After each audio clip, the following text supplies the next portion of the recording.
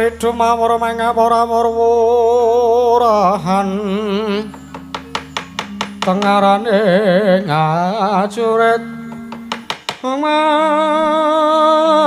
Guru gongso tata kadya putula Mur panjriting turangga hesti kata ingkang dojo layu sepit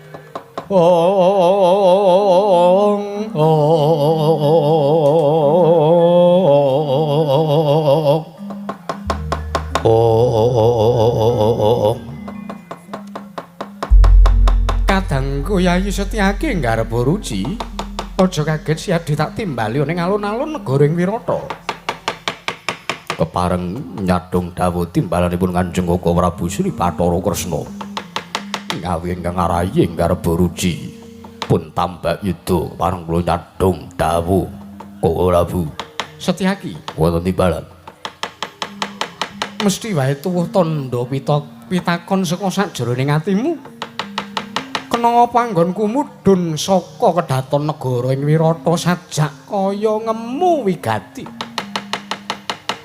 kasinggihan estunipun ingkang rayi arsa matur wonten kersanipun Koko Prabu Ndrawati nanging boten wantun wekasan tan bangkit pinampeng aturipun ingkang rayi pun Setyaki nyadong dawuh Koko Prabu mangertiya kalamunta para Pandhawa wis bakal kaleksanan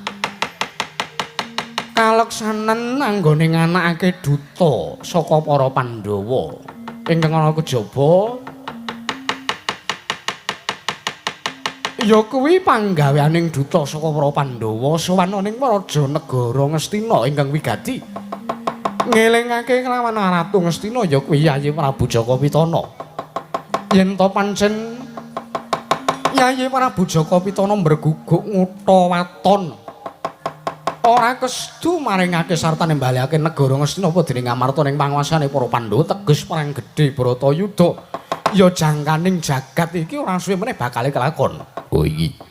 Mongko para Pandhawa wis kelakon nganake duta rong rambahan. Lah pun Kakang sing dadi jangkepe teges wektu dina iki pun Kakang leksanani minangka utusan saka para Pandhawa pun Kakang dadi duta ingkang kaping 3 saka para Kurawa, saka para Pandhawa. Lajeng kersanipun Koko Prabu kados pundi? Ngerti ya Yayi? Nggih, kadiwaran.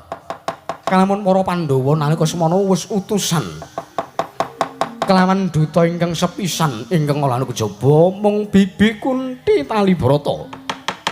Ingkang nalika semana ngelingake marang Prabu Duryudana malah gagal wigar ora entuk karya malah Bibi Kunti Talibrata dioman-oman dening Kurupati wekasan nalika semana geget pingget arasaning manah ya penggaling Bibi Kunti Talibrata wekasan ora kestu kondur ning Wirata saiki manjing mapan ning kadipatening Panggombakan ping pindhone para Pandhawa utusan duta ingkang ana kejaba mung nalendring Pancala Radya ya Paman Prabu ing Cempala ya Paman Prabu Drupada ya Paman Prabu Sucitra ingkang nalika semana uga ing pengangkah bakal ngelingake kelawan Prabu Duryudana ya Prabu Jaka Pitana uga gagar wigar ora entuk karya malah nalika semana Paman Prabu ing Pancala malah mestakane digabul boga nalika semana mestakane Kanjeng Maman Prabu Pancala dibiuki sega karo Ratu Ngastina.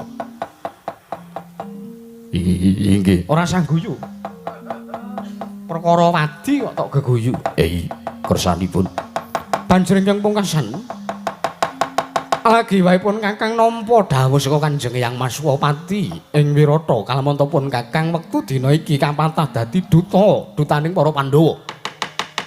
Kinarya ngelingake sartane nanjeke sepisan ya klebu ingkang pungkasan merga wahyu jitapsara ingkang wis pun Kakang tampa iki Setyaki mula kang saka kuwi pun Kakang jaluk dawuh lawan Siadi digege mangsane digelak wancine Siadi kudu sak biyantu marang pun Kakang Yayi Garbaruci kagiat risang kapirang urinang kul kinempet kempet dosang repnaning bawono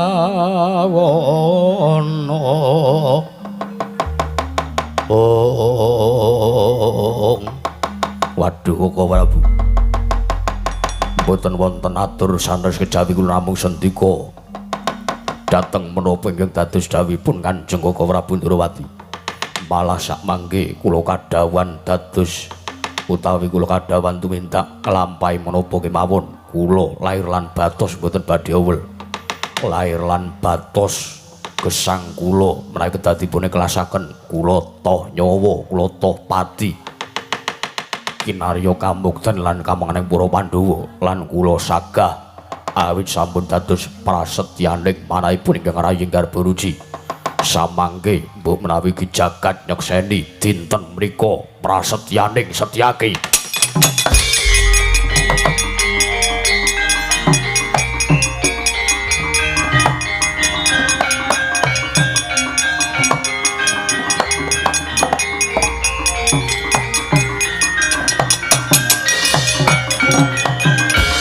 jagat pangestu wayahmu Bathara Jagat ora ngira teka gedene semono ngatresnanmu kalawan mun Kakang ingkang kaeka kula menika estu tresna kalawan Koko Prabu Ndrawati jernyatanipun paduka nalendra ingkang kula asi lan kula bekteni lan kula sembah iya lajeng ingkang kadwi kula menika bebela dumateng tumindak kautaman pramila kula mboten ikhlas menawi negari Ngamarta dipun sita kalian pihak Kurawa ya wis yen mangkono sisandene Siadi bakal pun Kakang dawuhi Kurawa menapa kula kedah satata gelaring baris Parwadibala saking negari Ndrawati ora perlu tak kira nanging Siadi mung bakal tak dawuhi Siadi mung bakal tak patah dadi wujuding kusir.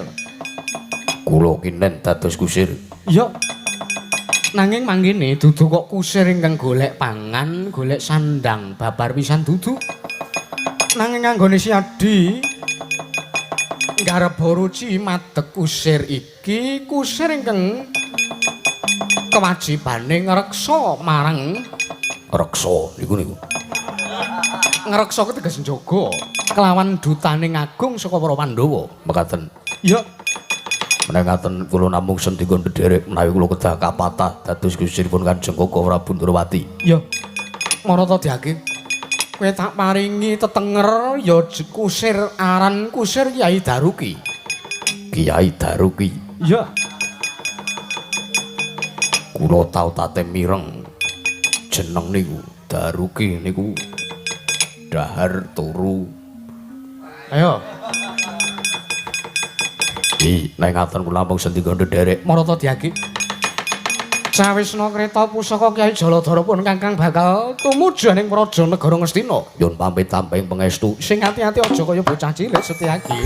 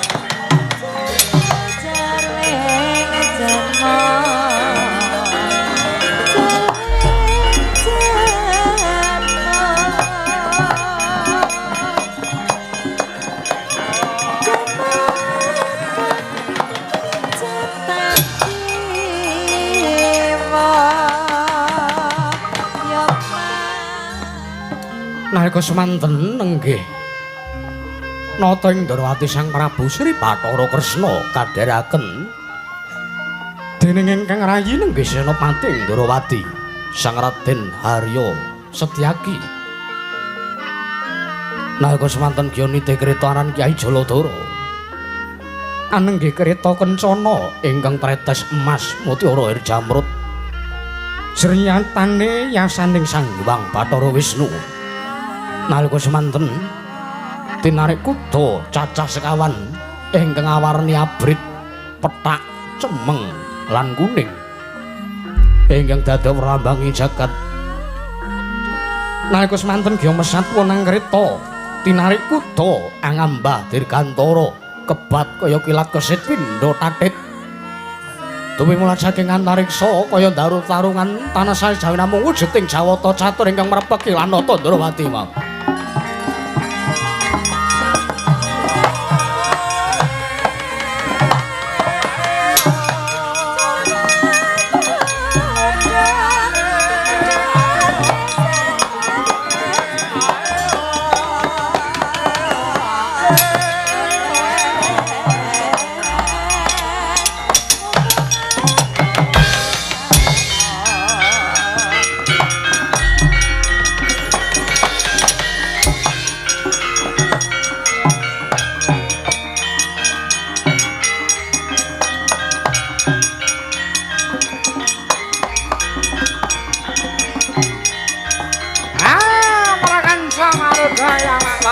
Kresna mandhek Kresna.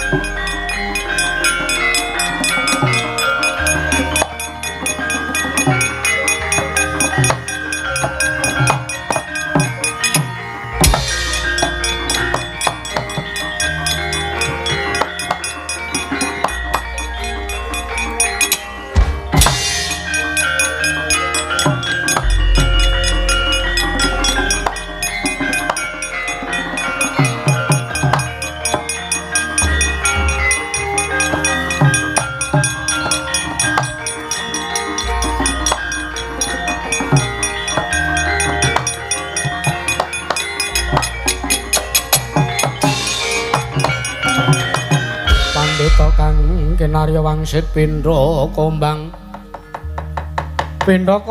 sepa matu sarining awang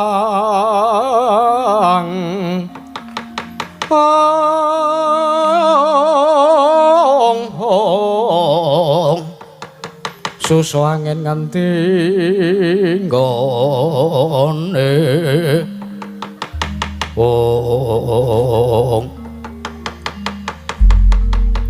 damel kaget sotanipun ngabdi punata Ndrawati teka mboten mangling jawata cacah catur iwang pikulun Narada iwang pikulun Kanwa iwang pikulun Janaka kelawan iwang pikulun Rama Panasa ingkang mrepeki lan unggiwanipun ingkang abdi pun Sri Bathara Kresna pukulun kemarin kula ngaturaken sembah bekti kula kunjuk pukulun rekencang marudayang Pak Makmong bobolong kali codhe sapa sing gawe nangka buasak dikabyok kari betone lodolo Yaya Kresna jeneng para ngaturake bekti lan manjran ulun-ulun tampa mbiya liwat pangestu ulun tampanana nata Ndrawati Ih, pukulun sampun sanget anggen kawula pundi? Ya.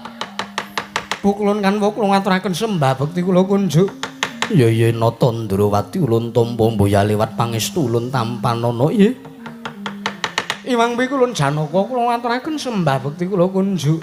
Ya nata Ndrawati ulun tampa pangestu ulun kebat kita tampani. Nggih sampun sanget anggen kawula pundi?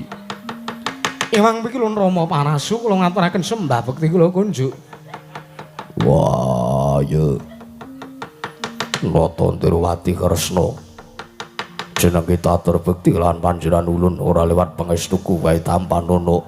Sampun sanget anggen kawula pundi pukulun. Damel kaget teka Jawata Catur merepeki kelawan ingkang abdi pun Sri Bathara Kresna. Nyadong dawuh pukulun. Iki ngene ya Kresna. Yektine anggone para dewa cacahe 4 merepeki kelawan jeneng para iki, mboya kok saka kekarepaning para dewa cacahe 4 iki pribadi babar pisan dudu. Nanging pancen nalika semana anggone panjenengan ulun kadherake dening Kanwa Janaka betine Rama Parasu iki merga pancen wis nampa dawuh saka Iwang Pikulun ya Adi Guru Manikmaya ya Sang Hyang Jagat Giri Pratingkah ingkang nalika semana kinarya nyekseni lumadining ya kuwi dutaning agung anggone lumaku nindakake darmaning adil sakbiyantu kawan para Pandhawa. Mula kang saka kuwi ya nggih. Aja kadhati kajeron manampa ora kok diteges para dewa bakal cawe-cawe bakal melu-melu kelawan jangkaning jagat babar pisan mboya. Mboya. Para Pandhawa merga para dewa mboya dikeparengake cawe-cawe ya kowe perang gedhe Bratayuda mula kang saka kuwi nalika semana Adi Guru utusan kelawan ya panjenengan ulun Kanwa Janaka padine Rama Parasu kinen nyekseni kelawan jeneng kita. Anggone sak mengko bakal nanjake kahanan marang Ratu Ngastina ya Ki Prabu Jakapitana.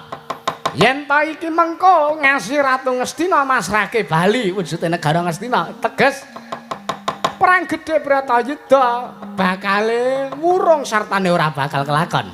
Iya. Nanging kosok balene yen ta Ratu Ngastina sugeng adreng kuwi negara Ngastina ora gelem balekake panguasane para Pandhawa. Ya teges perang gedhe Bratayuda paripaksa kudu nglakon nggih. Mangkono Kresna. Tatkala narapa Kresna tan tula sanyakra ring Sang Janawi Suta.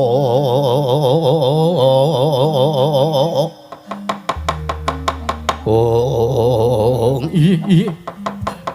Ingkang wayah pun nata Ndrawati sampun saged nampi sabda pandika saking Iwang Pikulun Narada. Iya.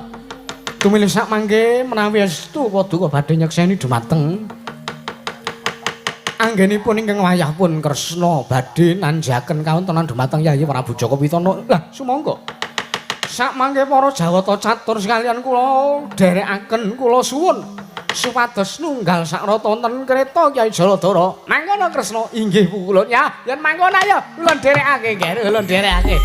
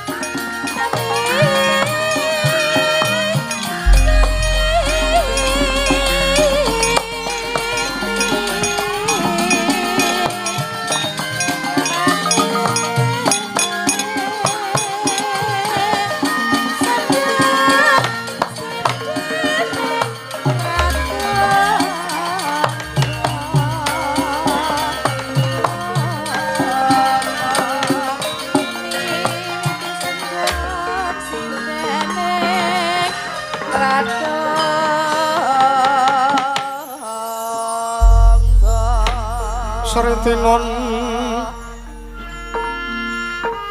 langening amyat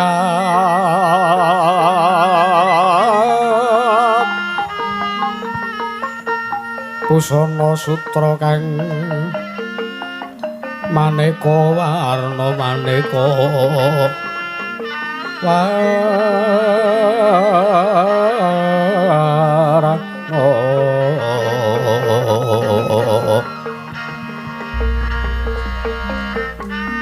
Aranggeng kencana ratna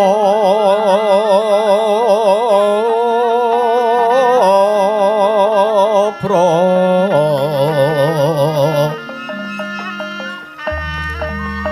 bendera layo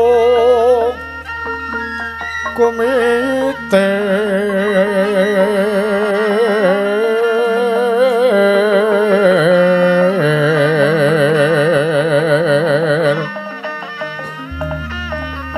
Sintrang pandra sing maruta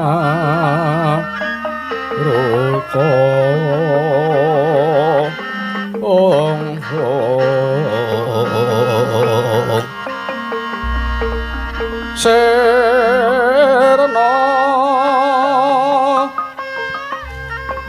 kumaraning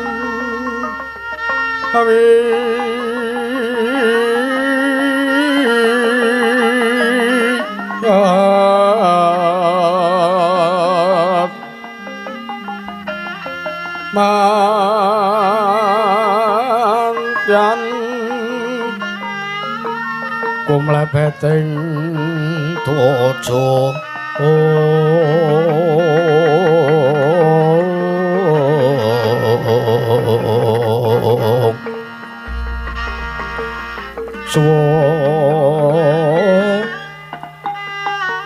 prasta kayogan rapal puspita anjraing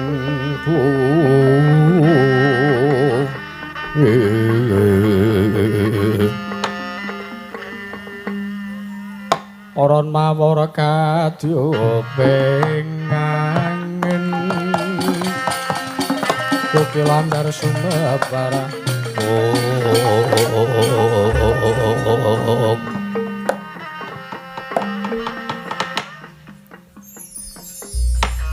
Wasnya lumampah kereta gajal turu bidal saking negari Wirata tumuju ing negari Ngastina nalika semanten ingkang dedreg madaning pasewaken negari Guru Janggala nenggih nata ing Ngastina ngawontenaken marepatan agung Srebo Sangya para pujangga Brahmana tuwin pinisepuh nalika semanten konjem tintriming waradaya nata ing Ngastina kinanthi tapusaya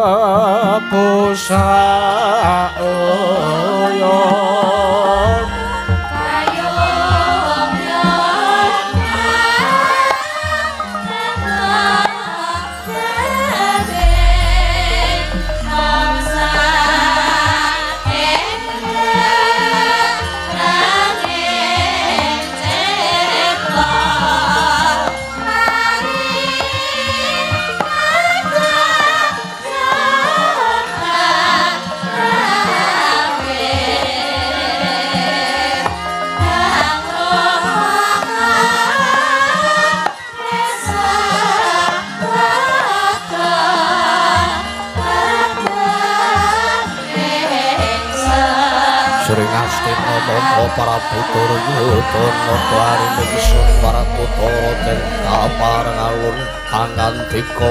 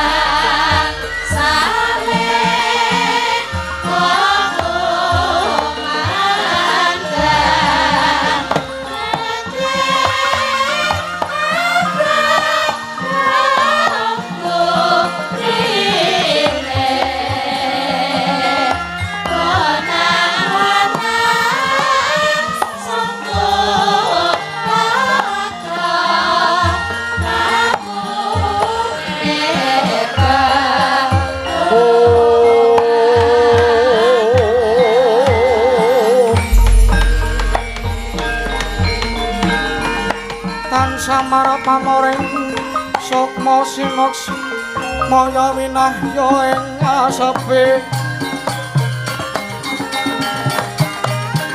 sinimpen telenging kalbu pambukaning warana taren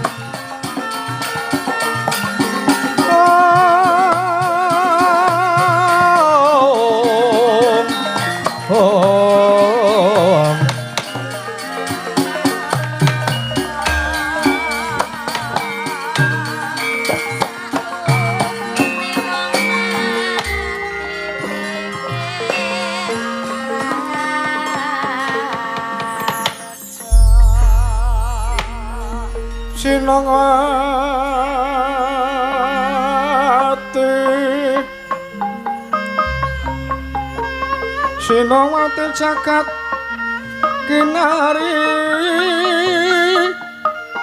among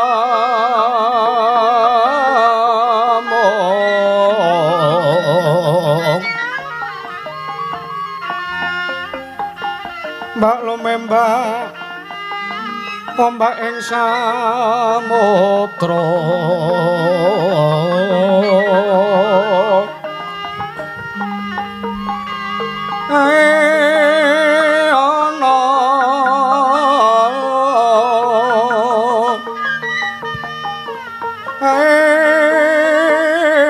ana bale lumut amrek ganggang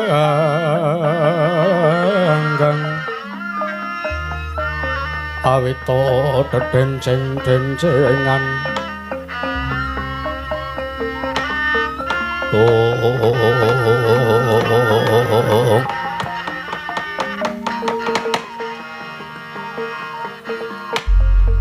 Diwang Sukmana mangadili revi ana sasmintaning sejagat wasisaning Bathara Nun manggi Kanjeng Hyang Bisma, Hyang Resi Bisma. Boten kantun Kanjeng Rama Prabu Mandoraka, Kanjeng Rama Prabu Salya, Bapa Nembandurna, Kakang Adipati Karna, utaminipun Paman Pati Arya Sengguni. Sampun ngantos damel kaget dun kujiwaning manajing Andika sami. Wontene ing abdi ipanjenenganing Senan Alindring Astina pun Prabu Duryudana. Amiji rawuh ing Andika sami. Wonten praja negari Ngastina samangke Kanjeng Hyang. Wong Mas Nama Sidam saring bawana langgeng. Ya Putra Prabu. Putra Prabu Jaka Pitana miji kelawan sowanipun Hyang ing ngetal kandha nggih. Senajan to dikaya ngapa mesti wae gawe kaget sotaning wong asepuh. Jer nyatane iki dudu dinaning pasewakan teka padukuhan Putu Prabu Jaka Pitana. Amiji kelawan suwane para pujangga sartane para pinisepuh ana wigati apa? Oh, nuwun sewu nggih. Sampun ngantos damel kaget, tuwin sampun ngantos samangke kula matur nyuwun dawuh tuwin nanjaken nungsung pawarta menapa ingkang dados wigatosipun anak Prabu Jaka Pitana. Ngawontenaken pasewakan sampun ngantos sakmangke damel cuaning penggalih paduka Angger Prabu. Pramila samangke kula aturi paring dawuh nggih. Angger Prabu Duryudana. Yayi Prabu nuwun mangke.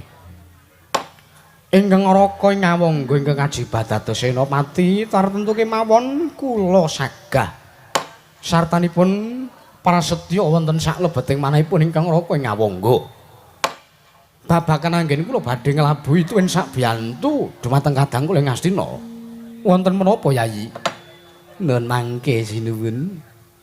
Damel kaget setanipun ingkang paman ing kepatihan. Nuwun sewu nggih. Mbok kula tak midhanget sabda pangandikanipun Angger Prabu Jaka Pitana. Wonten wigatos punapa teka sakmenika sanes dintening pasewakan. Teka ngawontenaken pasewakan kawula nun. Ya jagat pangestu ngoro. Nuwun mangke nggih. Sewu-sewu lepat aturipun ingkang Rama ing Mandaraka kula diageng pangaksami. Awit nuwun sewu.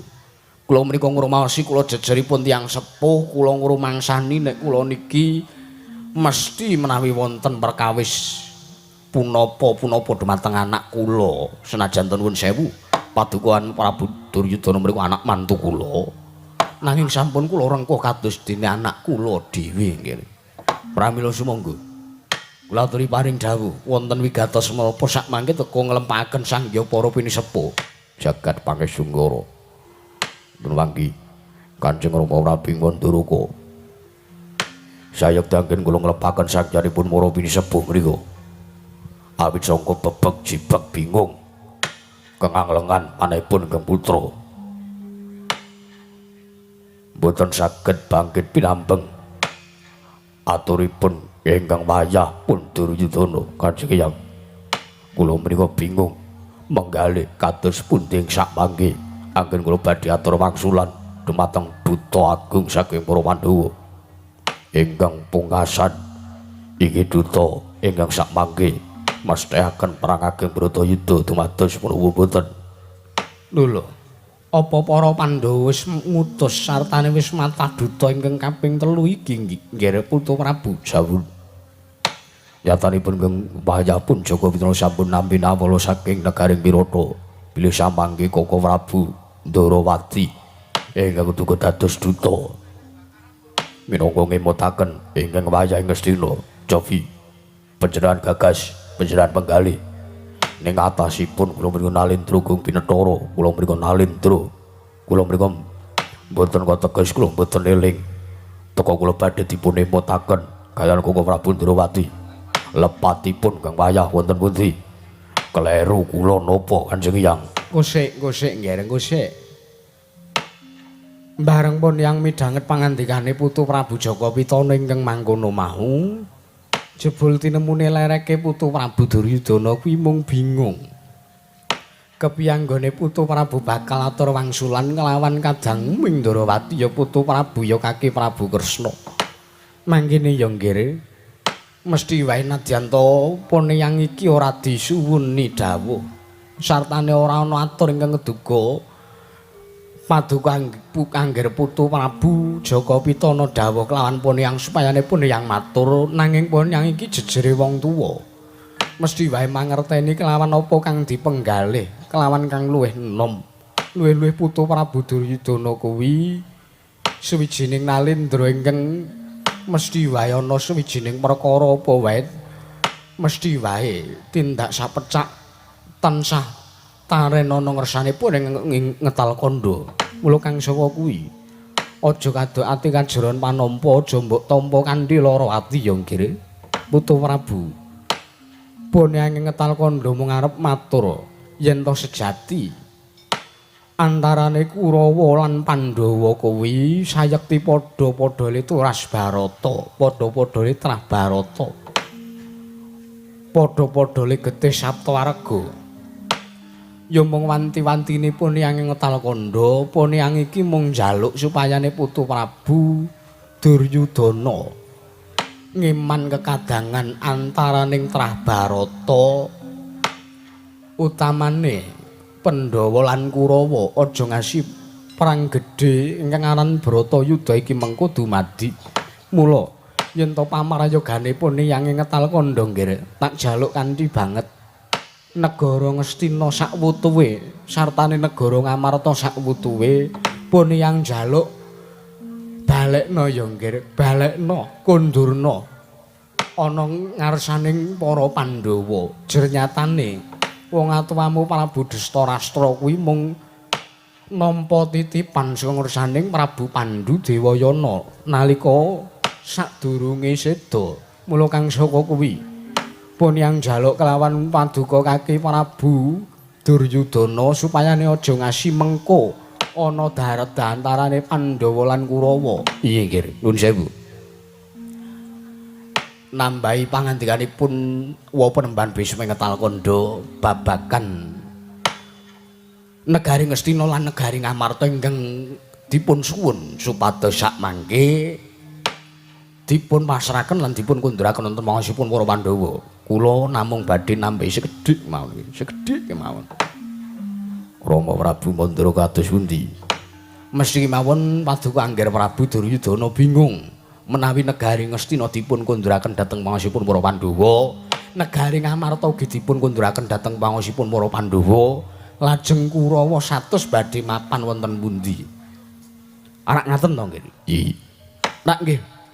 Sengara kelakon ning atase Kurawa mriku satriya-satriya agung. Panjenengan mriku Nalendra Gung Binetara. Mosok nggih badhe ngontrak to nggih. Kurawa menika kathah kadangipun. Lajeng kersanipun Kanjeng Rama Prabu Mandura kados pundi? Lah nuwun sewu.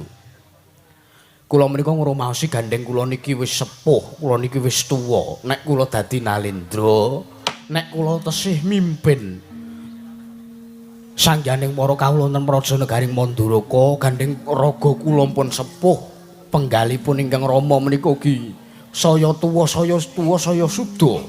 Pramila nuwun sewu. Sakmangke kula lila legawa lair lan batos negari Manduraka kula pasrahaken dumateng anak Prabu Duryudana, lajeng kula badhe lereh ke Prabon. Kula sakmangke badhe ngracut busana Kanalindran tumuli angrasuk busana kabrahmanan kinarya nebus dosa kula nggih. Nalikanipun kula nyedani dumateng para sepuh kula. Mekaten. Pramila sumangga negari Manduraka dipun ginakaken dening Marasata Kurawa. Bakenipun menika lho, empan papanipun perang ageng Bratayuda menika sampun ngantos kelampahan. Matur sembah nuwun Kanjeng Rama Prabu Manduraka. Nek pendapat kula ngoten niku. Pamrayogi kula ngoten niku. Duka sanese. Nur mangke Bapak Rebandurna. Kula wonten dawuh nggih. Dawuhipun Bapak Rebandurna ing saka lima kados pundi? Oh, nek kula gampang mawon, nek kula gampang mawon. Mboten sandadak sampeyan menika nglenggahi negari Mandura. Menika nggih sae, menika nggih sae. Menika dadosaken tujuan ingkang sae. Ancas gegayuhan ingkang prayogi ing atasipun ingkang Rama Marasepuh ing Mandaraka badhe masrahaken negari Mandaraka. Sak mangke badhe kaprasrahaken dumateng para sata Kurawa. Awit ingkang Rama ing Mandaraka badhe lereh keprabon tumuli ngrasuk busana kabrahmanan. Ning nuwun sewu. Ingkang bapa menika nggadahi pamrayogi nggih. Prayoganipun ngaten nggih mawon. Kajengipun adil pun kaya sing biyen-biyen pun kaya sing kelakon. Dijolke mawon. Dipun lintu tegesipun kados pundi? Dipun lintu dijolke menika para Pandhawa mapan wonten Praja Negari Ngastina. Lajeng para Sata Kurawa mapan wonten Praja Negari ing Amarta. Menika pamrayoganipun ingkang bapa ing Sukalima. Iki. Makaten pamrayoganipun bubur Bandurna. Iki, monggo menawi Angger Prabu Basukarna nggadahi pamanggih sanes, nggih monggo. Nuwun sewu Yayi. Kakang Adipano kados pundi? Menawi dipun parengaken ingkang Raka ing Ngawangga badhe sumela atur kula badhe majeng anggen kula sowan. Kasumanggaken jenyatanipun mriku dados wewenang Paduka Kakang Prabu Karna.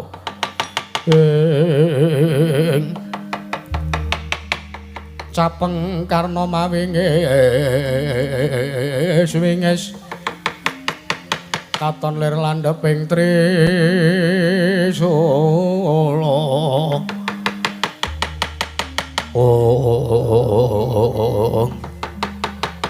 Nuwun sewu. Mbok bilih aturipun ingkang Raka ing Ngawangga sakmangke badhe dipun anggep lancang nggih monggo. Badhe dipun anggep ingkang Raka ing Ngawangga mriku mboten gadhahi tata krama unggah-ungguh tuwin subasita dhumateng para sepuh nggih monggo mboten dadosaken suwijining perkawis mboten dadosaken geganjelan lan gelaning manahipun ingkang Raka ing Ngawangga. Kakang Adipati Karna kados pundi? Sareng kula midhangetaken pirembagipun para pinisepuh, para pujangga, para brahmana. Menika nuwun sewu lerekipun kok mong wong sing padha jirih getih wedi mati. Leripun menapa? Pangandikanipun Kanjeng Hyang Bisma ing Talkanda. Nyuwun supados Paduka Yayi Prabu Duryudana ngeman dhateng kekadangan mriku nuwun sewu. Ngeman dhateng kekadangan, tembung ngeman kekadangan antawisipun Pandhawa lan Kurawa menika namung kinarya inggih menika kinarya tameng, kinarya payung, kinarya kekudungipun para pinisepuh ingkang sakmangke sampun boten saged majeng wonten ing pabaratan malih menawi perang ageng Bratayuda kelampah. Menika atur kula ingkang sepisan. Ingkang kaping kalih nuwun sewu. Napa wonten jamak limrahipun salah satunggiling nalendra ingkang kepengin mapan wonten salah sawijine negari. Kok ming trima nglungguhi negara silian, negara lungsuran. Nuwun sewu, menika wibawanipun wonten pundi? Iki. Cobi to. Wonten tiyang sepuh ingkang gandeng rumaos sampun sepuh. Nalaripun sampun boten kiat menawi kedah mimpin salah sawijining negari, kawula sak praja negari. Lah kok teka negarane badhe dipasrahke teng anak mantune, nuwun sewu wibawanipun wonten pundi? Lumrahipun Nalendra lereh keprabon menika menawi gugur wonten ing Palagan, gugur wonten ing Mahabharatan. Menika tumrapipun ingkang Raka ing Ngawangga. Menika aturipun ingkang Raka ing Ngawangga ingkang kaping kalih, lajeng ingkang kaping 3. Menawi sakmangke Paduka Yayi Prabu Jaka Pitana menika namung badhe nuhoni mituhu sartanipun bangun miturut dumateng pangandikanipun para sepuh. Nuwun sewu, ginanipun menapa Karna dados senopati Praja Negari Ngastina? Karna menenga cangkemmu parat.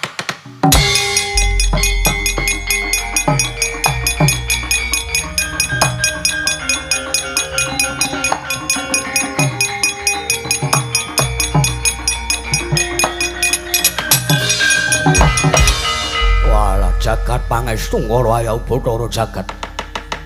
Bareng tak rungokke aturmu sing dakik-dakik kaya mangkono kok sajak manaske ati. Karna.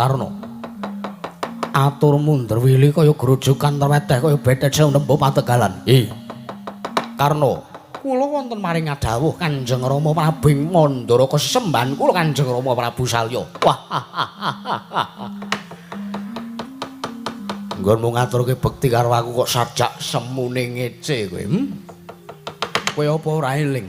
Kowe apa ora eling karena nalikane lakon ana lelakon Suryatmaja maling.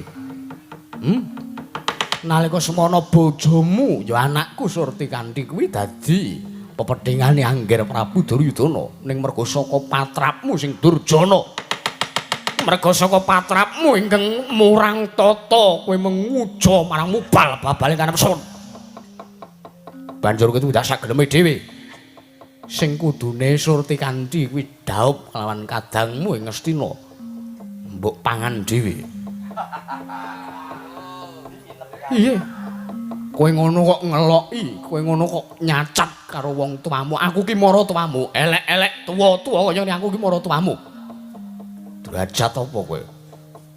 Kowe ngina kelawan mara tuamu dhewe. Takon wibawane ning endi? Yen aku bakal lereh ke Prabu negara Mandara kok tak pasrahke Angger Prabu Duryudana. Tak takon jane sing dadi Nalendra Mandara kok aku padha dapurmu Karna. Inggih mesinipun wangsulan. Inggih mesinipun maduka Kanjeng Rama Prabu sesembahan kula. Wah cangkemmu parat. Kowe ora iso mendolehmu matur dudu kok Pandhawa apa dene Kurawa ingkang padha perang gegempuran nampyak awur-awur nanging saiki Karna kelawan Ratu Mandaraka.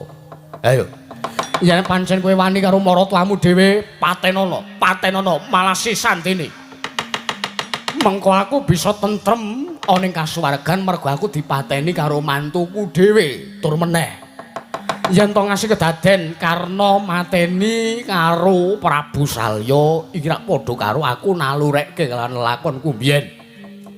Aku mateni kelawan maratuaku dhewe Kanjeng Rama Penemban Bagaspati. Ayo wangsulan. Aturmu sajak nyelekit ning jero ati Karna. Sepisan luputmu sing banget gawe tatu mandes ning jero ati ingkang ora bakal iso ilang sawasuluk ngungkuli dicocok bojone lungit sepisan kowe ngina. Yen to aku ora duwe wibawa, yen to aku lare ke Prabu negara Mandara kok tak pasrahke Angger Prabu Duryudana. Wis sing sepisan. Sing ping pindhone.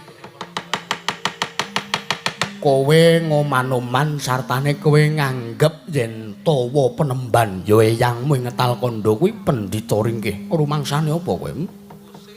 Kowe bayi lagi wae meguru anyar.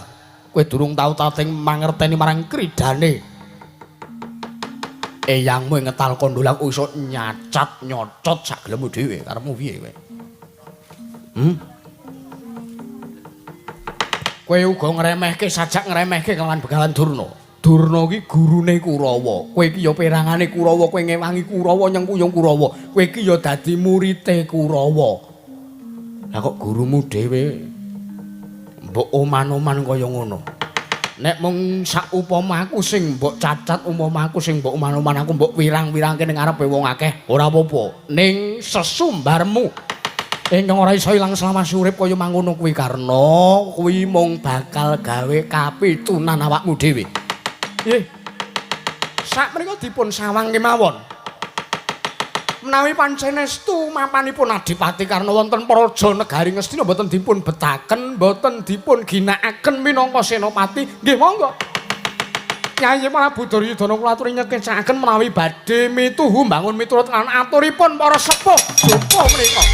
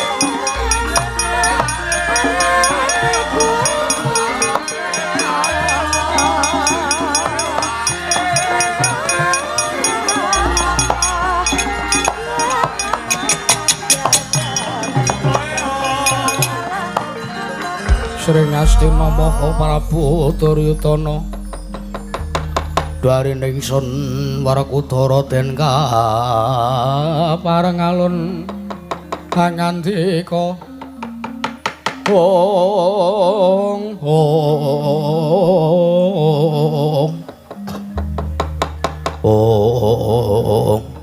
ya jagat pangestungkara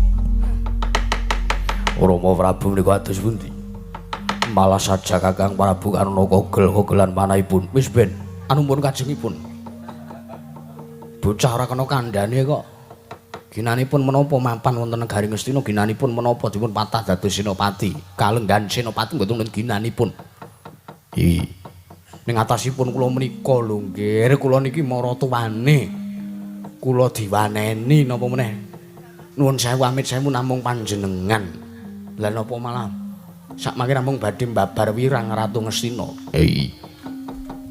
prayoganipun pun dipun papak praptaning dutaning agung kula sampun midhanget swantening kereta ingkang mrepeki wonten kedhaton negari Ngastina paman kula aturi mrepeki marang Arawipun Koko Prabu Ndrawati inggih ngestaken dawuh nyuwun pamit madal pasilan nggih katos-katos paman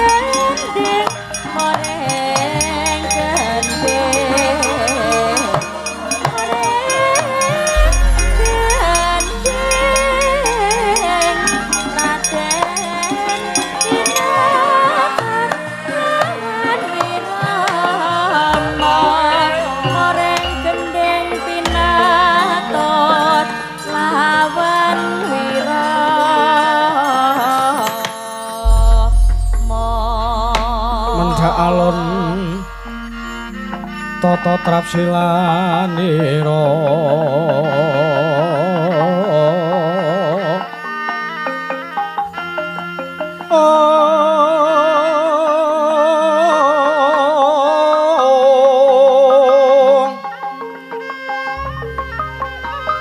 ngajamaken astanira kalih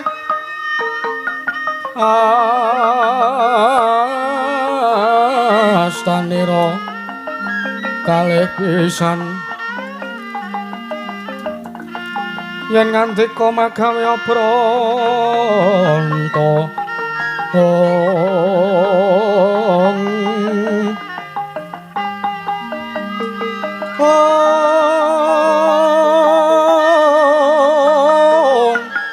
yen ngandika magawe pranta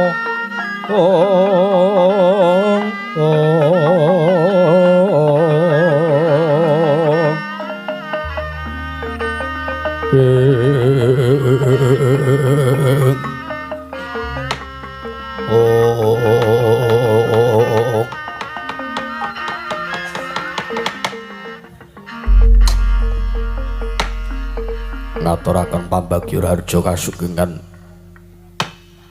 arawipun Koko Prabu Ndarawati, Koko Prabu Sri Bathara Kresna inggih ingkang minangka dutaning agung saking para Pandhawa. Koko Prabu Nunamit pasang kaliman tabit inobena ngaduri dumawing tawang tuwang linepat ing tolak manu. Yayi Prabu Jaka Pitana kawula nun inggih. Awit berkah pamujinipun Paduka Yayi Prabu Duryudana mapan wonten negari Ngastina ingkang raka ing Dwaraka. Pinaringan karahayon widodha sawanipun ingkang raka ing Ndarawati mboten manggalangan setunggal punapa tuwin pambagya raja sampun kunjuk wonten ngersanipun ingkang raka. Mboten langkung ingkang raka ing Ndarawati ngaturaken salam taklim tuwin pudya pangastawa kula mugia kunjuk. sampun sanget anggen kawula tampi damel bumbung cumeblong raos ing manahipun ingkang rayipun Jaka Pitana. Inggih Yayi. Maratane Kakek Prabu Ndarawati nganti marang Karaharjan nggir Kakek Prabu. Eyang Resi Bisma Ketal Kandha wilujeng sowan kula ngaturaken sembah. Lho. Lah kok teko Nalendra ngaturke sembah marang Pendhita Ngetal Kandha. Nuwun sewu. Jer nyatanipun kula tinemu taruna lan Paduka Sang Pinandhita menika ingkang dados pepundhen tuwin sesembahanipun ingkang abdi inggih ingkang wayah punata Ndarawati. Ngono nggih. Ya tak tampa tiba sepadha-padha Kakek Prabu. Lole kenthos waru gembal manyar-manyar dok ning dungkul wana alas dadi wana.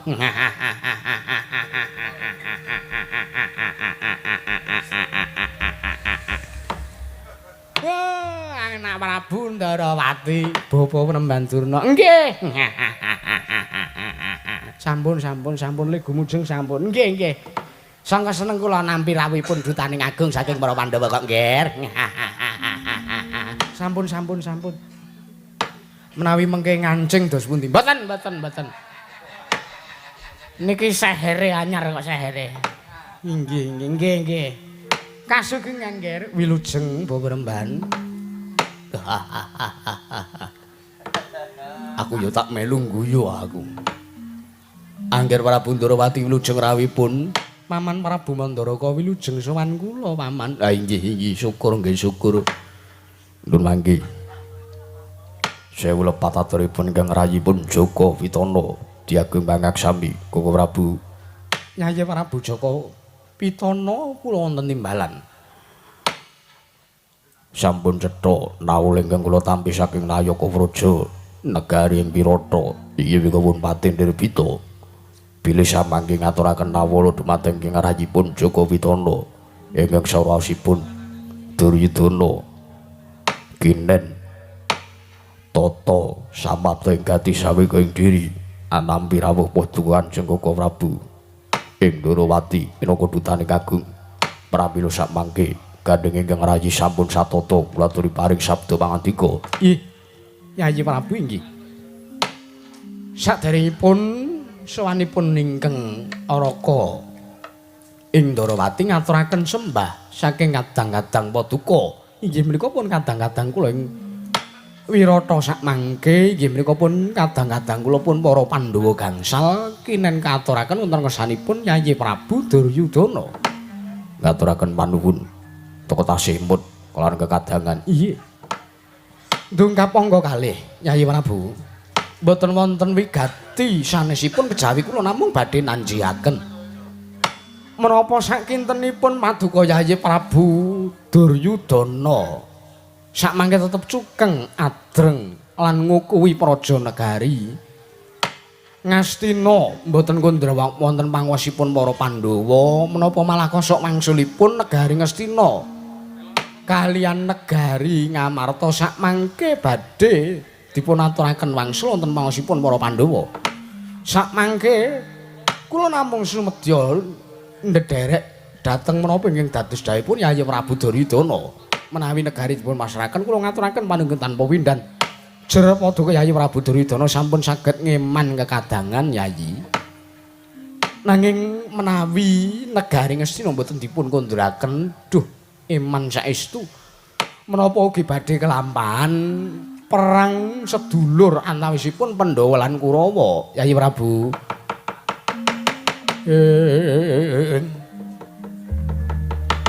Nalendra mbek marwa sing sang katriku mulung mangrompak ing wadya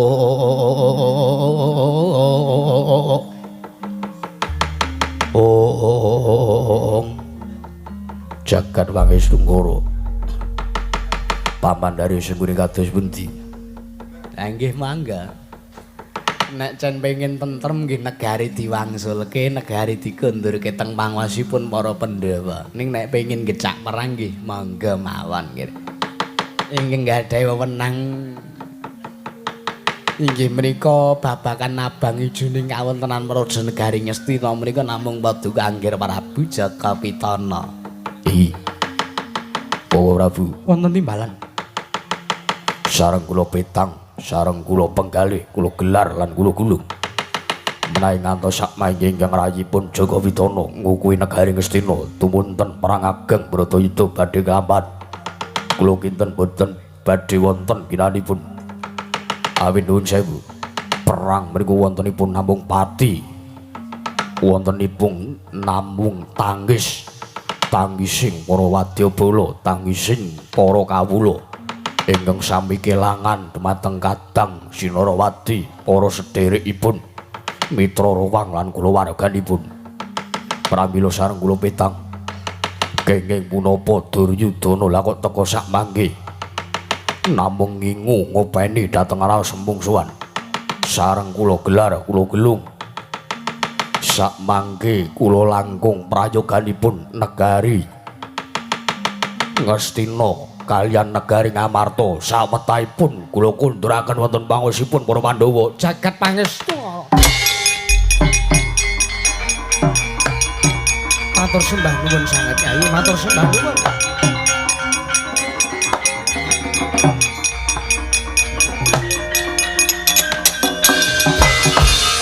Ya jagat pangestu wayah Bathara jagat. Sumeplong raosing manahipun ingkang ngraka ing Ndwarawati. Teka sakmangke paduka Yayi Prabu Jaka Pitana masraken lan ngunduraken negari Ngamarta menapa dene negari Ngastina dhateng panguwasipun para Pandhawa. Iya. Teges menawi mekaten lampanipun paduka Yayi Prabu Duryudana taksih ngeman dhateng kekadangan alisipun Trah Barata. Kasinggihan. Nanging ingkang ngraka ing Ndwarawati namung memuji mugi-mugi ingkang dados pangandikanipun Yayi Prabu Duryudana menika kala wau lahir terusing batin. Awit nuwun sewu Yayi.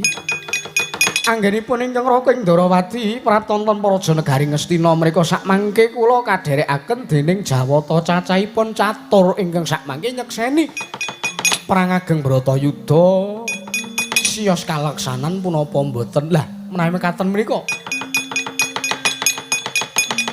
panjangkahipun ingkang ngraka ing Ndwarawati ingkang sampun paduka ngendikaken menika mboten namung kinarya abang-abang lambe, mboten namung samudana, mboten namung lelamisan. Nanging panjenengan lair lan batos paduka Yayi Prabu Duryudana ngeman dhateng kadangan. Perkencang.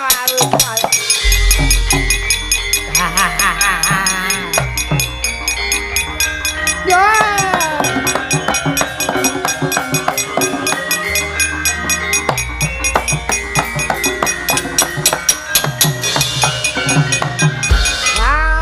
Kencang marudayang mak bu bareng ali cedhe sapa sing gawe. Ya kula Duryudana. Panjenengan ulun mboyangira babar pisan mboyanyana mboyangira. Yen to semono lair lan batin jeneng kita ngeman kekadangan lan antarane Kurawa lan Pandhawa ya. Yen mangkono Jawata nyekseni ya ngger perang Bratayuda ora sida kelakon. Perang Bratayuda wurung ulun kondur makayangan ngger.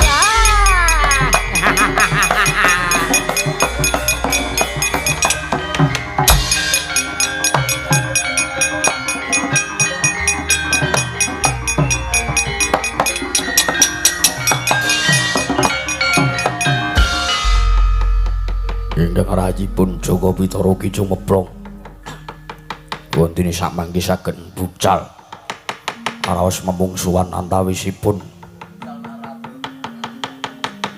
para sata Kurawa kaliyan pun para Pandhawa. Ih. Pangaten ingkang ngraka samangke nyuwun kanthi sanget Yayi. Menika namung kinarya tandha kekancingan bilih perang ageng Baratayuda. Wurung lan boten siyos kelambahan. Kula badhe nyuwun sakmangke Yayi Prabu Jaka Pitana kula aturi tapak asta wonten ing Martisara ingkang sakmangke badhe kula cawisaken. Sumangga samangke kula badhe tapas asta wonten ing wujuding Martisara. Koko Prabu.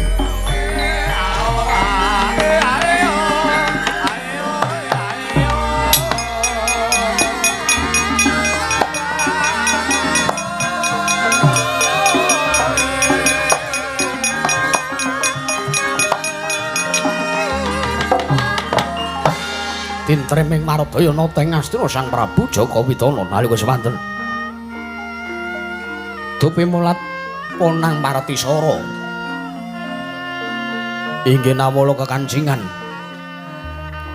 ingkang den aturaken dening Nata Ndrawati Sang Prabu Sri Bathara Kresna nalika semanten nata ing Astina Sang Prabu Duryudana kaya-kaya wong nandhang Sungkawa kaya-kaya wong nandhang Trenya saklebeting manah tumuli sakmangke netesaken ponang waspa tumetes wonten ing Bantala ngantos nelesi jlambrah kedaton negari Ngastina nanging ewa semanten nadyanta trenyuh nanging jroning ati tansah gigit lan ngarep-arep besok apa bakal kedaden perang gedhe Bratayuda antarane Kurawa lan Pandhawa. Nadyanta ketok nangis Nadyanta netesake ponang waspa nanging nangising Nata Ngastina penangising Sang Prabu Jaka Pitana namung tangis lelamisan nalika semanten ya den cepeng ponang Martisara datan den tapak astani dening Ratu Ngastina ponang Martisara den juwing-juwing den suwek-suwek nalika semanten duka yayasinipi nata ing Ngastina Sang Prabu Duryudana wae.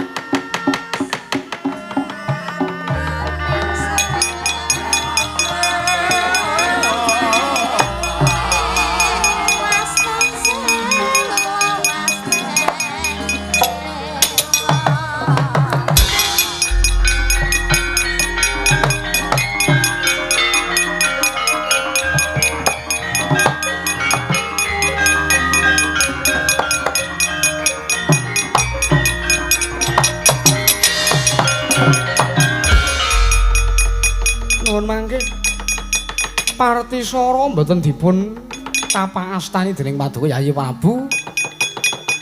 Malah sakmangke dipun juwing-juwing kados mekaten nuwun sewu wonten perkawis menapa Yayi? Bedaya apa Duryudana kuwi utawa Duryudana balekke negara Ngastina. Pancen sing kula angkah perang gedhe Bratayuda duwadi.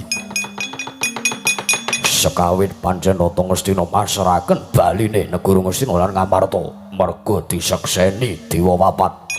Kula ngerti. Kula ngertos sampeyan prapta teng Ngastina niki nganti marang dewa papat nyekseni marang aturi Duryudana ning sak menika dewanipun lunga sing nyekseni pun boten wonten dewanipun minggat dados aturipun ngendikanipun Ratu Ngastina kula jabel negari Ngastina kula ngukui.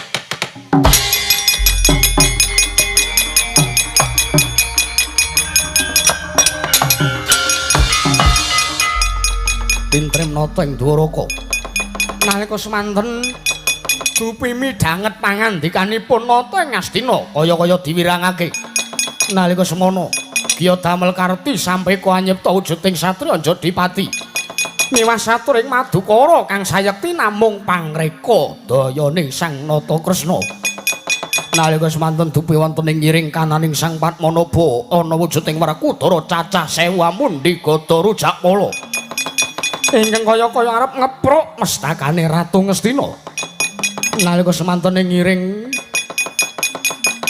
kananing Sang Nata Ndrawati ana wujude Sang Permadi cacah 1000 ingkang mentang langkap kaya-kaya arep ngranjap aragane Ratu Ngastina. Nalika semanten sumrepet Kang Panon dawa kalenggak datane mut Puladasena dadi royongan Ratu Ngastina wau.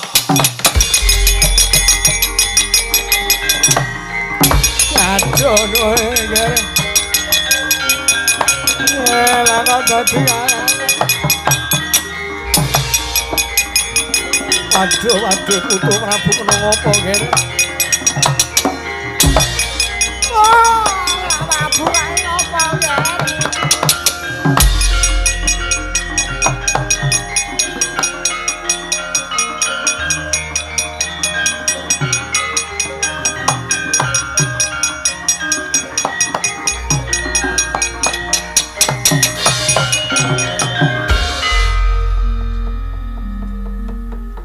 Sugeng rawuhipun nggih. Iya nggih paman. Pangestunipun. Nuwun sewu kok.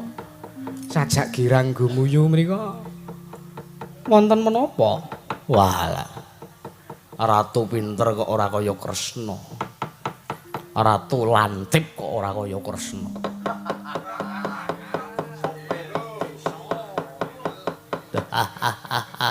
Pintere le nyulap.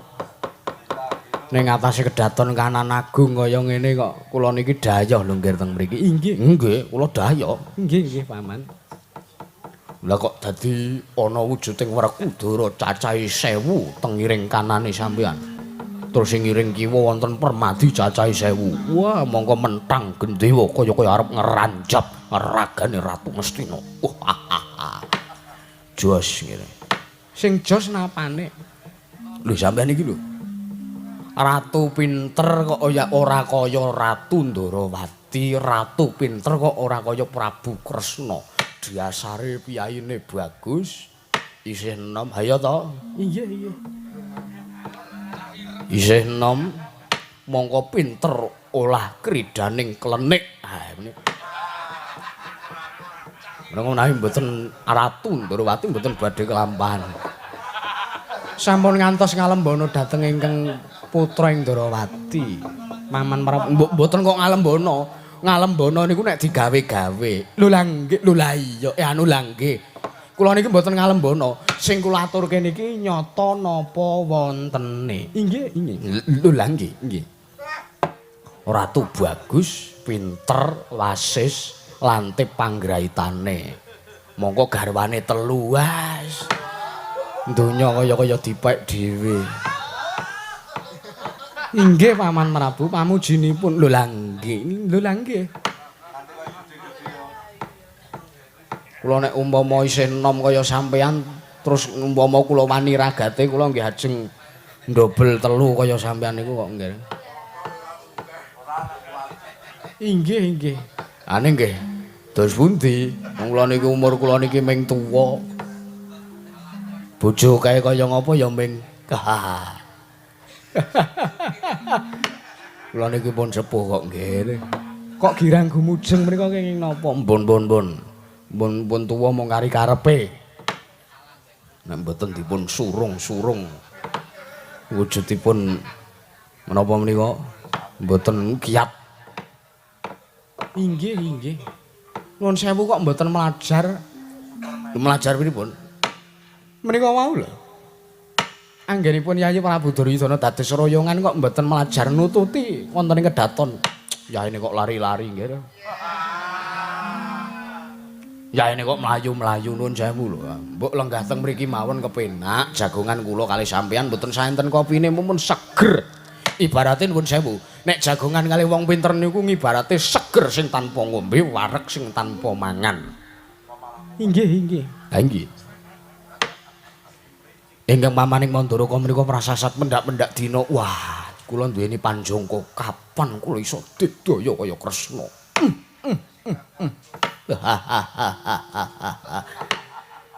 Koine rak tesih to nggih. Napa? Iwak nika lho, koi. Kula keri dhewe iso anteng negara Ndrawati tesih sedasa. Nuwun sewu pangestunipun sakmenika kula gantos lele Paman Prabu. Oh gantos lele inggih. Sampun boten ngingah koi malih. Boten, boten. Koinipun menika pindah wonten Bonang Panglajeng menika lho. Bonang penerus nggih bonang penerus ngoten mawon mboten dibasake Bonang Panglajeng. Kalian tiang sepuh menika gunemanipun kedah mawi Subasita. Lho lah nggih inggih. Kutute sampean tesih nggih.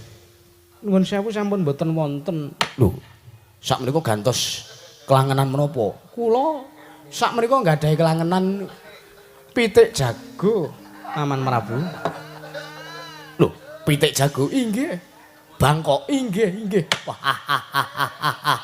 Sak hobi kalih kula nggih. Wah, lah kok mboten kabar-kabar.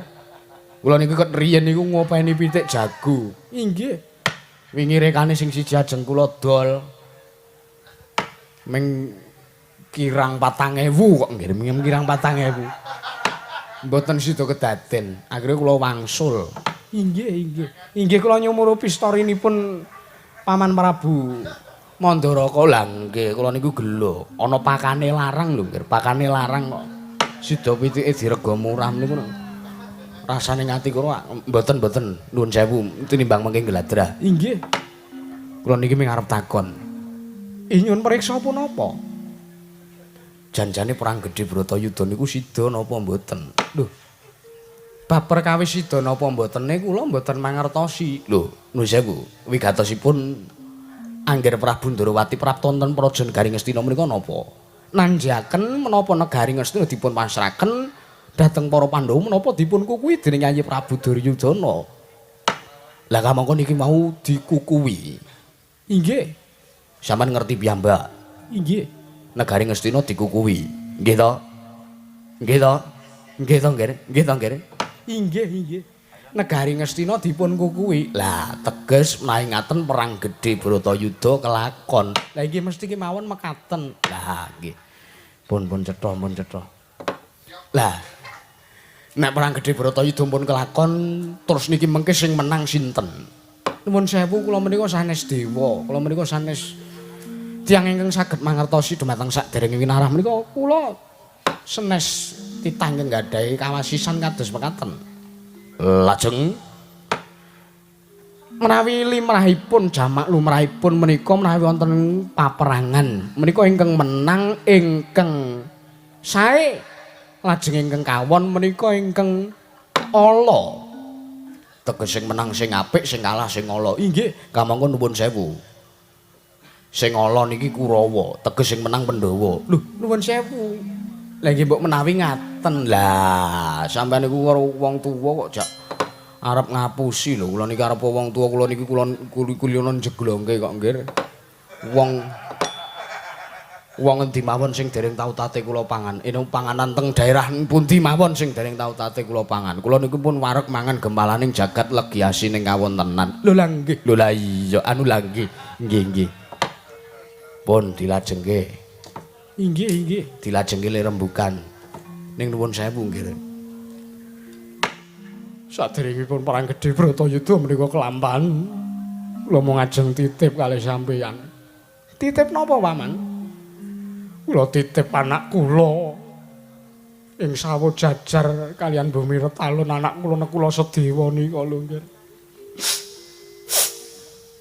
Nika bocah lolo mboten gadhahi wong tuwa. Anak kula pinten tangsen anake Madrim nika lho nggih. Inggih, inggih. Badhe dipun titipaken kula aturi momong. Kok sampean mboten sedih to? Lho mboten. Sedih menika rak panjenengan menawi kula mboten. Nggih pun. Bagenipun kula titip anak kula loro kembar nika nggih, nggih.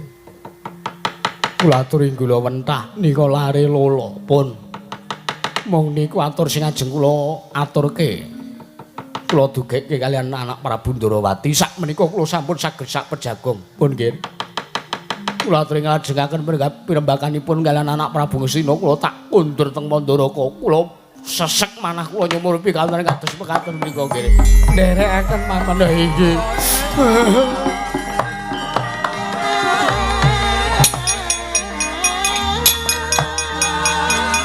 Selamat nggih.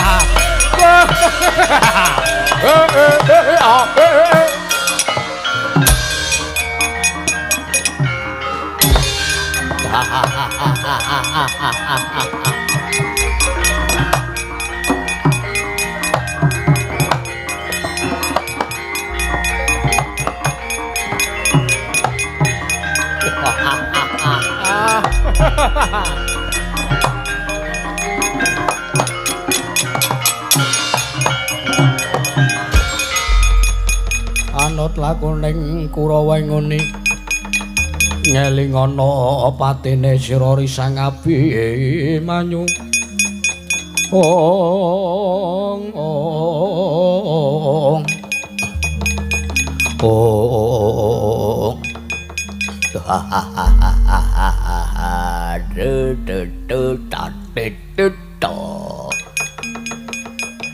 le nimbali kelantur sasana enten apa le enten apa napa Dursasana sapa ngapunten karang kula niki kembar iya jan kembar aku dhewe ra iso mbedake bur sinten Burisrawa pun sipur ngono ya aja kaget kae aja girang gumuyu terus pundi le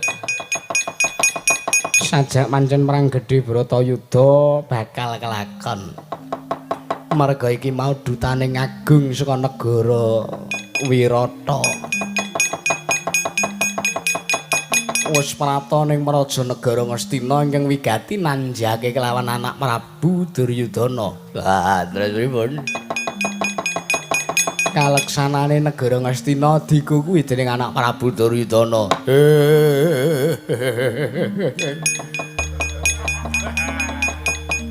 Jajar genjang trapesium persagi panjang. Seketika sama kaki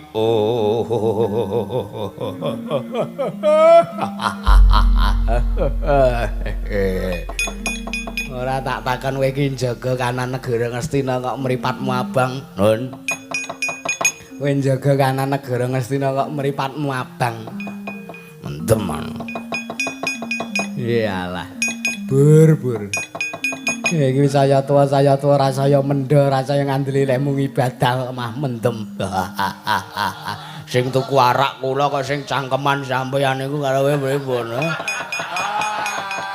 wong tua ora mikir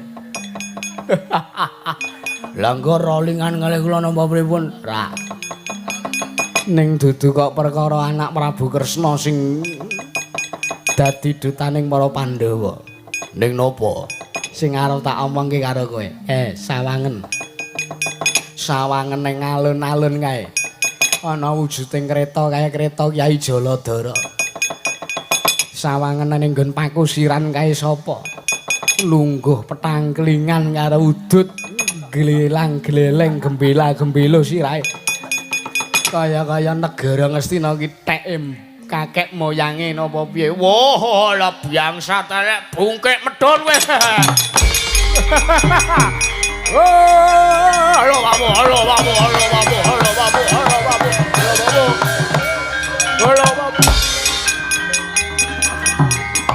Asem ora.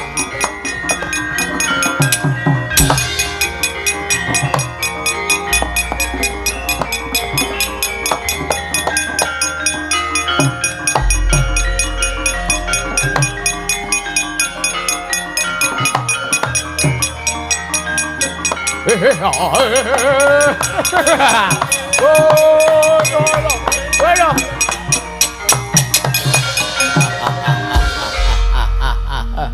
Ora. Bocah nek murang toto. Sak geleme dhewe kaya ngono.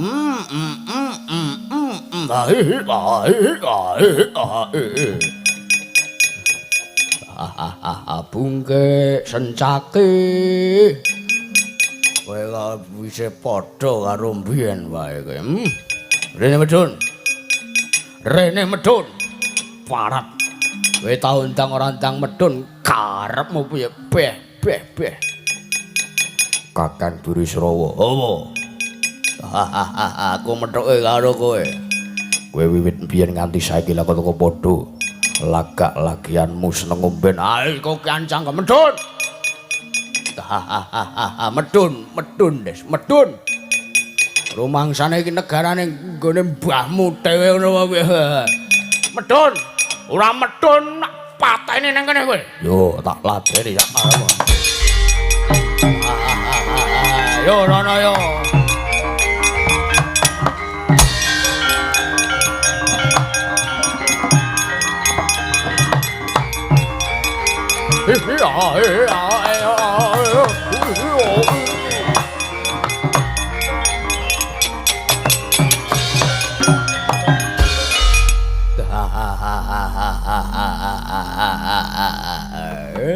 Kowe isih kaya mbiyen. Brengosmu ora tau tok cukur kandele ra jamak-jamak. Aku kok nganti tekan dengkul-dengkul kuwi. Wah, ayo. Brengose ra tau dikethok kok ngono ya melu-melu ora dikethokke karepmu kepiye. Ora sakokean perceka. Aku nang kene nderekke marang Koko Prabu Ndrawati. Ora nak Koko ora arep nantang gelut karo kowe kok.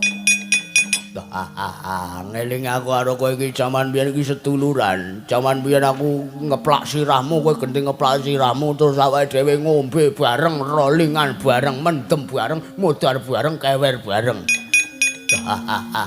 Saiki apa kowe ra kangen momen-momen kaya ngono kowe? Aku wis ninggal marang tumindak nista. Alah, gumbal. Aku saiki maneg wong pujo, manembang ngersane Gusti. Tai apa piye? Sak diapurmu kok semuci-suci. Nyok diombe. Oh ya. Tukoke ngoyo-oyo. Iki le tuku ning outlet Badranaya kek. Diombe. Diombe, dibuka tutupe. Ah. Tangane nyekel gendul. Nah, cekel cek. Nah. Aduh. Ayo minimal belingan ngene iki, Manson, tequila, vodka. Nyebut merek ya ben. Sopo ngerti dadi brand ambassador. Ayo diombe. Diombe bungke. Kakang Burisrawa ora teges aku nampik kang dadi pewaringanmu, nanging aku wis ora wani. Diombe.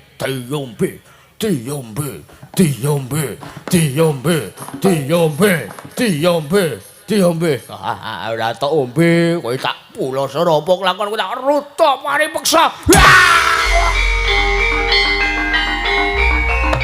Waduh.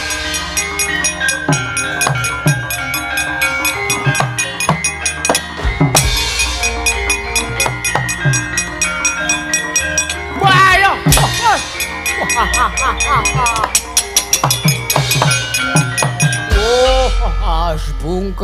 Bungke. Kowe kok mancing ngopal babaling kanepsane Burisrawa ya. Sekawit aku kowe karo pas seduluran. Kowe mung tak kon ngombe kok ora gelem ya. Nek pancen kowe njaluk tak ladeni ya, ora ladeni saisa aku gelut karo aku kene.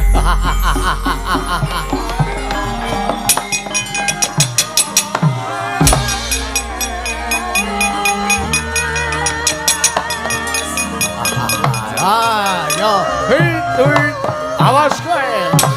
Aduh, oi.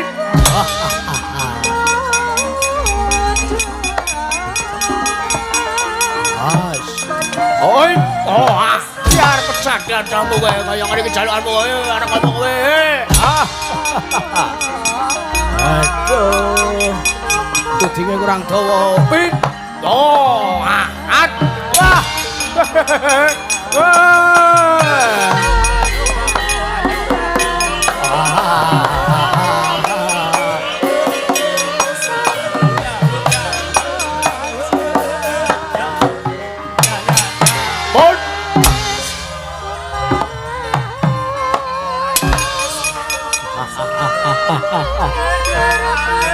Kurang karo mendem ngene iki enak tenan.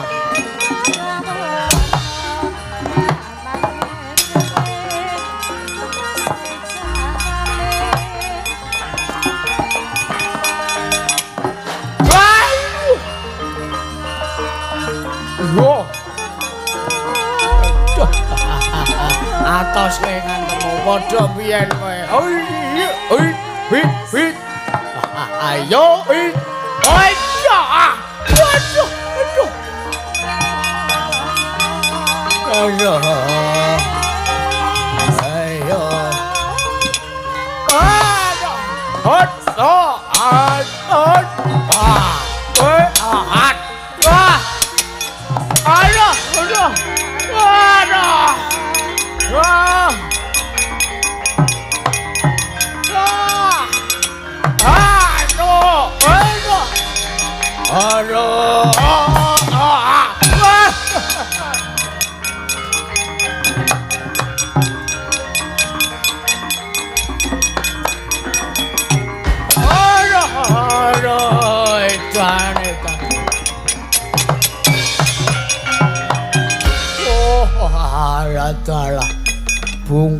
Bungke. Durung babak kulitmu, durung putung balungmu kowe matek aji saya kawijayan. Ngamplong sirahku mapeng, aku ra eling sanalika aku mbok getak tiba ning kene. Dasare aku ya mendem, Dik. Yo, Bungke. Aku bloko, aku wektu iki ngalah. Aku tak ngundur aku. Ning ditenono sesuk Titi Wanci perang gedhe Bratayuda kelakon tak bales. Aku males ngudi tuwa lara wirang karo dapurmu, Mas.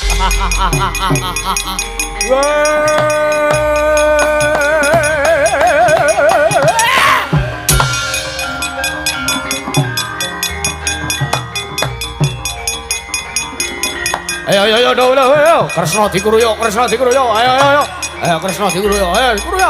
Dikuruyo.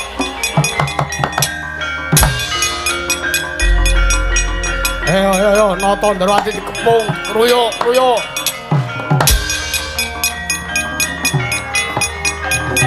Ayo digerobot. Ayo, selawe. Ya.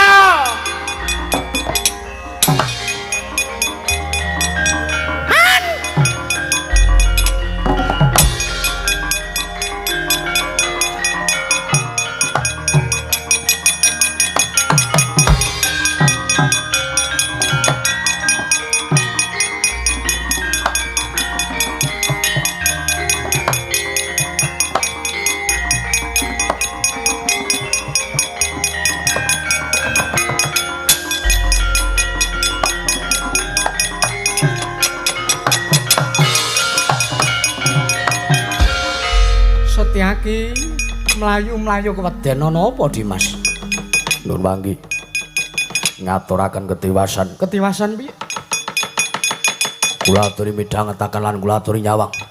Barisaning para Sata Kurawa sak mangke badhe ngepung dhumateng padukan Joko Prabu. Manjingane kampung pun Kakang Dimas.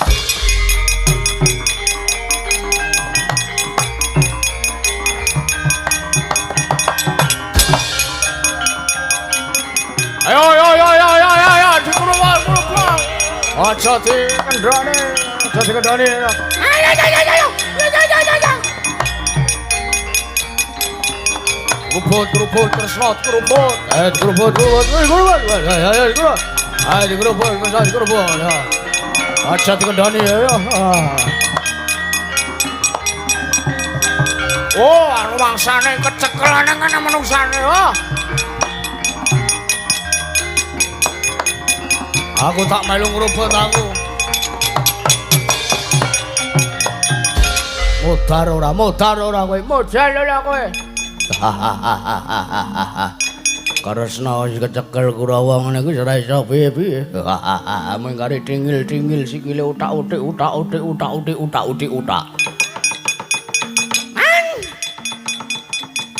Kowe golek sapa? Paman Sengkuni ra melu ngrubut kok.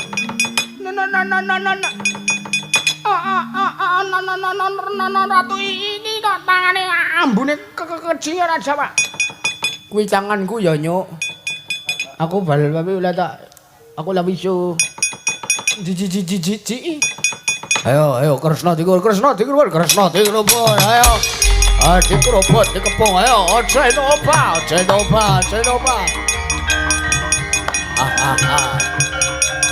Ayo, aduh, piye iki? Oh.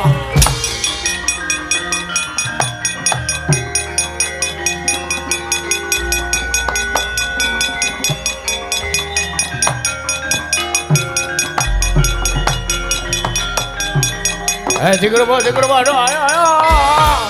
Ayo, gerobak.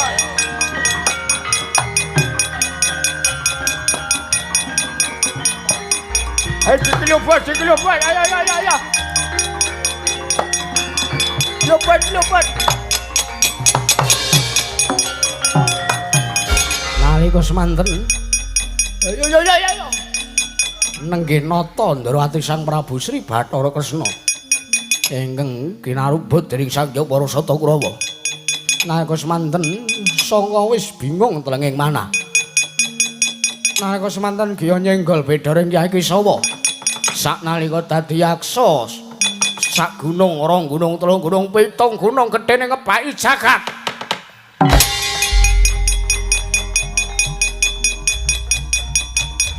Ayo, gerobak. Ayo, modal ora kowe.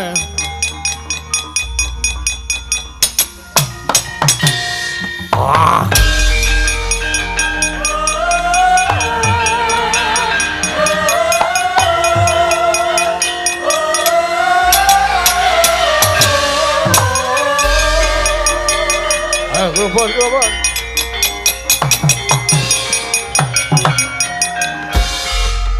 Tang tes. Jelah. Wae ngapa Dur? Wah, lha ijan. Kula wong nganti bingung ajeng gujeg sing pundi niki. Dan. Lah kok cikile dadi abuh kaya ngene iki kepiye kowe? Dah sajae Kresna kena penyakit beri-beri. Wah kena kaki gajah iki kok Kresna lara, Kresna lara, sikile abuh.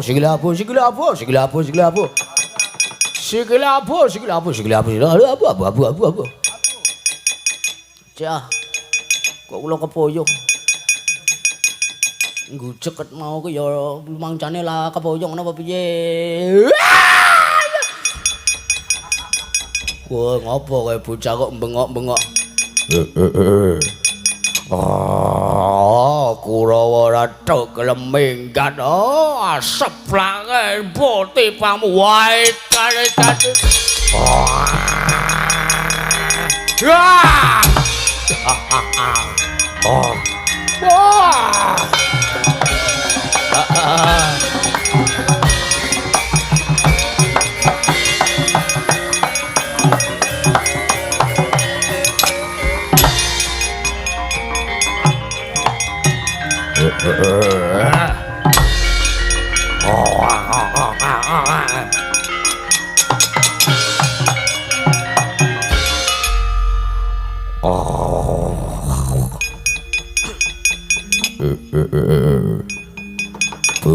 Bujleng iblis lanat padha cekan.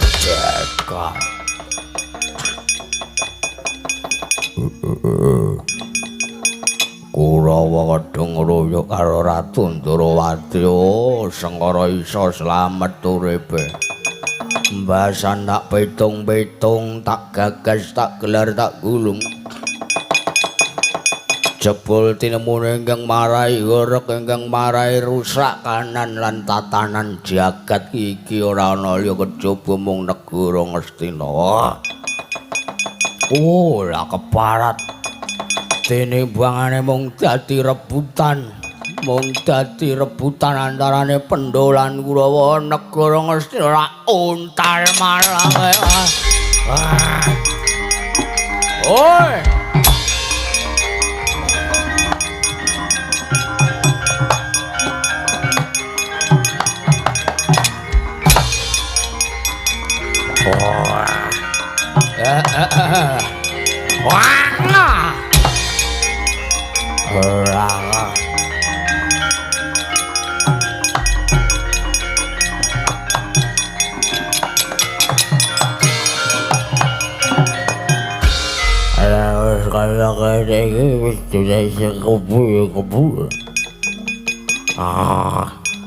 negeri kisi wis tau bakal disepaku. Bakal jadi bakal bukti rebutan rupaya tak ondale. Nata Ndarawati leremang ya lemah. Dadi kaya ngene iki kepiye kaya. Bocah kaya ora. Ayo. Ayo. Ayo.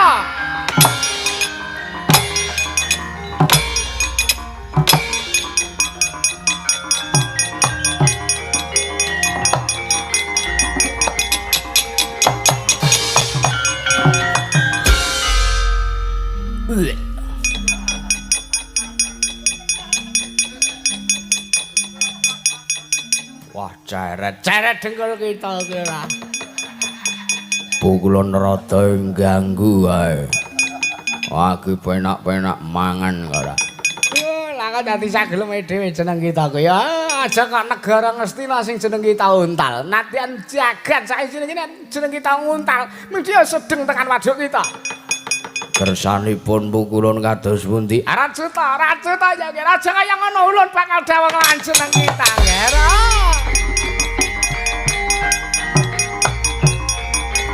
Waduh.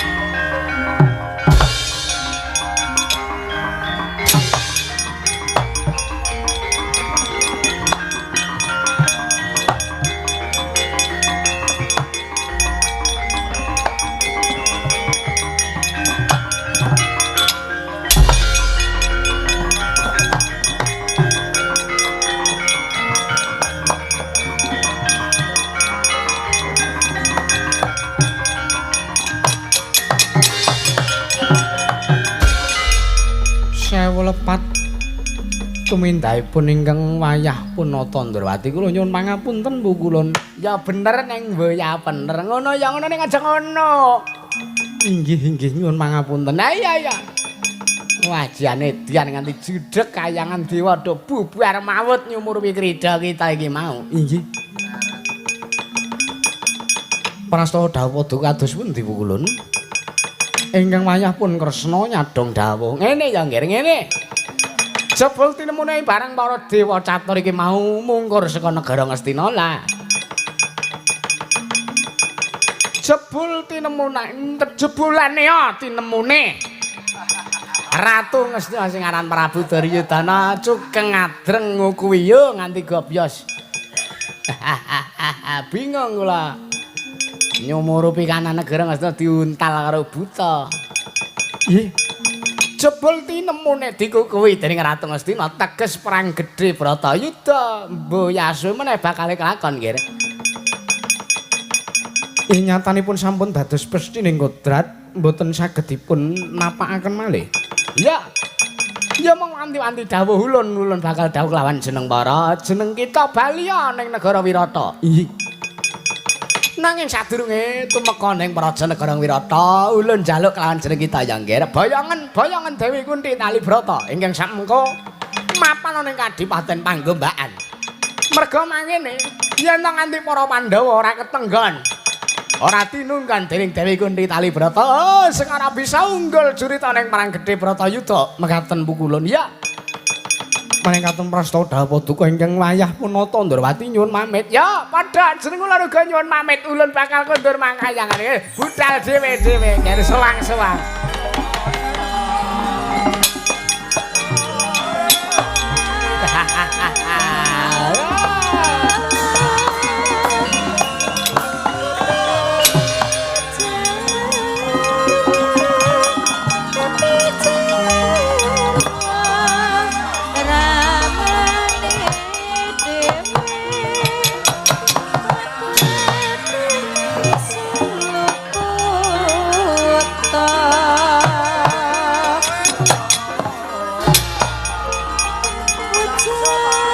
Cari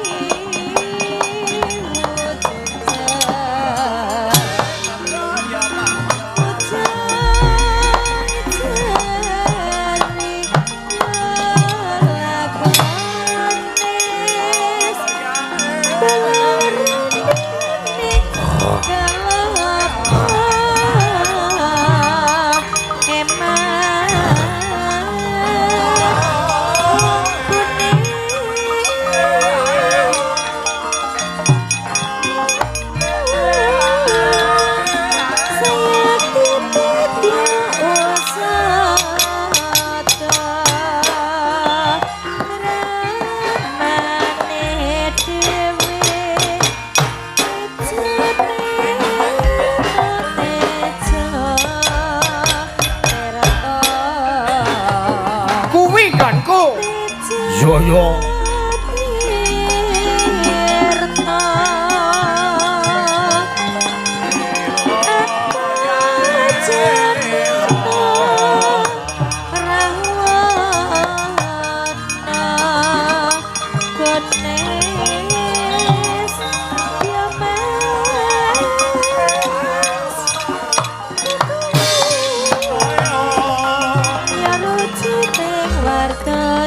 Kayon katiyo pengangin sumyak swarane rong jeban togok kula wonten dawuh sinuwun bilung Kula Bos nimbali ingkang abdipun pur bilung. Aja kaget we tak awe. Ana ing negara Guwa Simangleng. Kersanipun sinuwun Prabu Kala Srenggi kados pundi? Aku kuwi bingung. Aku bingung, Gek. Nggonku dadi nalendra ning Raja Negara Guwa Simangleng iki wis mataun-taun. Aku dadi nalendra Gung Binathara. Nanging uga aku durung mangerteni marang sapa kang dadi sudarmane Prabu Kala Srenggi. Togok kula wonten dawuh. Bilung. Kula Apa kira-kira kowe ngerti merga kondange akeh nyebutake kowe kuwi titah ingkang wis wareg mangan gempalaning jagat legiasining kahanan. Lah nek sampeyan nanjihke babagan kawontenan sinten tiyang sepuhe Gusti kula ing Guwa Simangleng, nggo mboten sah kakehan omong pun kula kanthi budal mawon, nggo. Kula critani teng dalan terus mengke sampeyan kedah tumindak kepripun mengke dirembuk kalih mlaku. Ya, Long. heeh. Aku arep mbok kanthi menyang endi? Pun to, kula aturi percaya kalih Togo kalih Bilung. Mengke kula derekke sampeyan ngerti dhewe pirsa dhewe kena ngapa sampeyan mboten dadi siji kalian sudarmane sampeyan. Yo, yen mangkono aku mung manut karo aturmu. Ayo, Long. Ya. Nyanggo iringan apa iki? Sak arepe. Iler-iler. Ayo sing pas tindringan lho iku ora ana. Aku nggo gamelan dhewe kok. Sing pas. Ji. Ah semono kuwi. Iler-iler tandure. Kula dherekaken. Tarik